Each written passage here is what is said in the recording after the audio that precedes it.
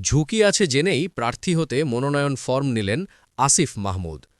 ত্রয়োদশ সংসদ নির্বাচনে ঢাকা ১০ আসনে প্রার্থী হতে নিজেই থানা নির্বাচনী কার্যালয়ে গিয়ে মনোনয়ন ফর্ম তুললেন উপদেষ্টার পদ ছেড়ে আসা আসিফ মাহমুদ সজীব ভুঁইয়া।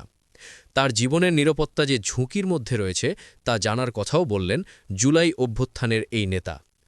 বৈষম্য বিরোধী ছাত্র আন্দোলনের একজন সমন্বয়ক হিসেবে জুলাই অভ্যুত্থানের নেতৃত্বে সামনের কাতারে থাকা ঢাকা বিশ্ববিদ্যালয়ের সাবেক শিক্ষার্থী আসিফ মাহমুদ গত বছর অন্তর্বর্তী সরকার গঠনের শুরুতেই উপদেষ্টা পদে শপথ নিয়েছিলেন। ভোটে প্রার্থী হওয়ার ইচ্ছা পোষণের পর নির্বাচনের তফসিল ঘোষণার আগের দিন গত ১১ ডিসেম্বর তিনি উপদেষ্টা পরিষদ থেকে পদত্যাগ করেন।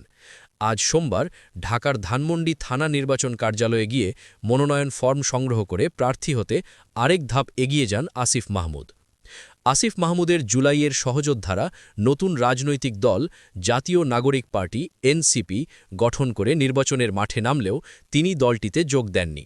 তিনি স্বতন্ত্র প্রার্থী হওয়ার ঘোষণা দিলেও শেষ পর্যন্ত তিনি এনসিপিতে যোগ দিতে পারেন বলে আলোচনা রয়েছে। নির্বাচিত হলে অন্তর্বর্তী সরকারের উপদেষ্টা হিসেবে কাজ করার অভিজ্ঞতা কাজে লাগাবেন জানিয়ে আসিফ মাহমুদ সাংবাদিকদের বলেন, এ অভিজ্ঞতা অত্যন্ত প্রয়োজনীয় ছিল।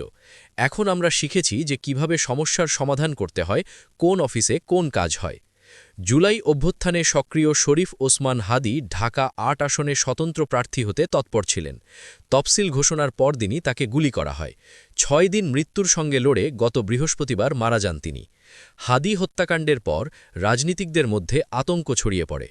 ওসমান হাদি হত্যাকাণ্ডে জড়িত ব্যক্তিদের গ্রেপ্তারে সরকারের ব্যর্থতার সমালোচনা করে আসিফ মাহমুদ বলেন, এখন পর্যন্ত সরকার আসামিদের গ্রেপ্তার করতে ব্যর্থ হয়েছেন। আসামিদের আইডেন্টিফাই করা হয়েছে, তারা কোথায় আছে সেটাও সরকার নিশ্চিত করতে পারছে না। এটা দুঃখজনক। এই জায়গায় শুধু আমি না, সকল প্রার্থীর জন্যই একটা ঝুঁকির জায়গা থেকে যায়।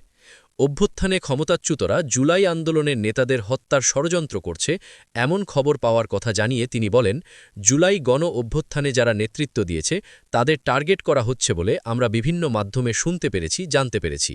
আমাকেও সরকারের বিভিন্ন স্তর এবং বিভিন্ন গোয়েন্দা সংস্থা থেকে মাঝে মধ্যে জানানো হয় যে আপনার নিরাপত্তা ঝুঁকি আছে, এখানে যেতে পারবেন না, ওখানে যেতে পারবেন না।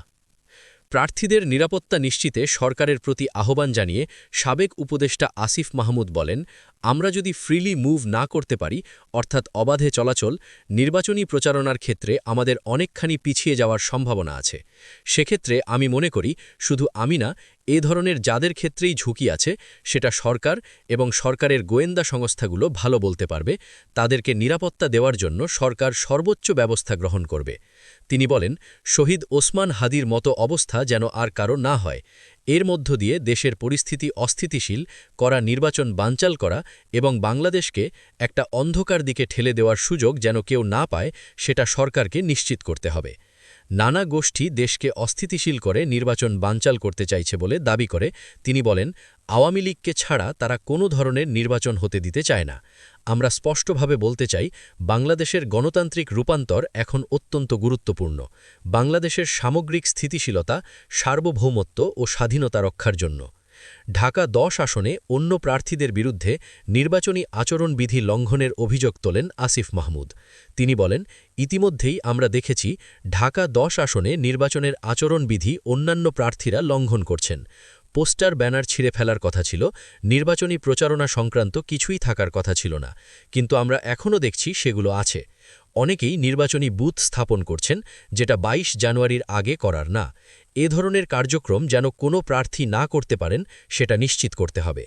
রাজধানীর ধানমন্ডি, কলাবাগান, নিউ মার্কেট ও হাজারীবাগ এলাকা নিয়ে গঠিত ঢাকা ১০ আসনে বিএনপির মনোনয়ন পেয়েছেন দলটির নির্বাহী কমিটির সদস্য শেখ রবিউল আলম।